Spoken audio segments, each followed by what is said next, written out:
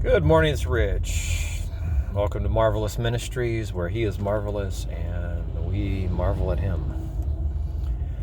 Continuing my series on to live like Christ. Well, you need to focus on or think about how many different ways or characteristics or traits of being Christ-like. I mean, in some ways, Peter was the only one who was Christ-like, walking on water.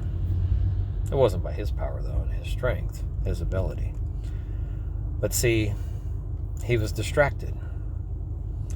He was distracted by what? The storm, the wind, the waves, fear, doubt, or what? Was he thinking about the others left behind in the boat? I mean, there's so many different things you can think about of what was it that caused him to start sinking. Was it his faith? Well, here's an example of being Christ-like. Who desires for you to be Christ-like, and who doesn't want you to be Christ-like?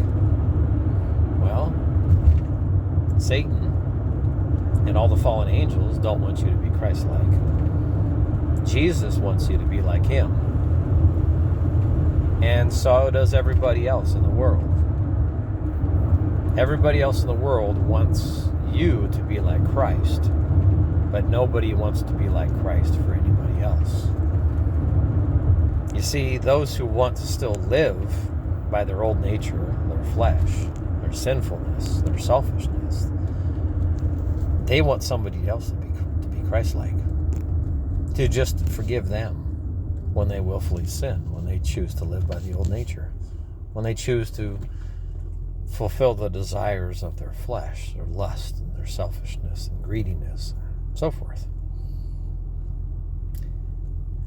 Satan wants you to focus on what they do instead of focusing on Christ. See, if you keep your eyes on Christ, if you follow Christ, you're going to be closer and closer to him. And the closer and closer you are to him, the more and more you're going to be like him. What happened with the disciples? Those that kept their eyes on Christ, his purpose, the reason he came to earth. Those who obeyed what he commanded them to do, what he instructed them to do. I mean, yes, prayer was probably something new for them, at least the type of prayer that Jesus wanted. He was frustrated with them that they couldn't even stay up and pray with him or for him. But he also probably understood. See, they hadn't received power from on high, and they hadn't received the Holy Spirit yet. But those who were obedient and waited for what Jesus told them they would receive did get what he promised. So, how will you live today? How will I live today? Will I allow the things of this world, other people, their actions, my hurt feelings, to distract me, to cause me to sink back into the storms of life?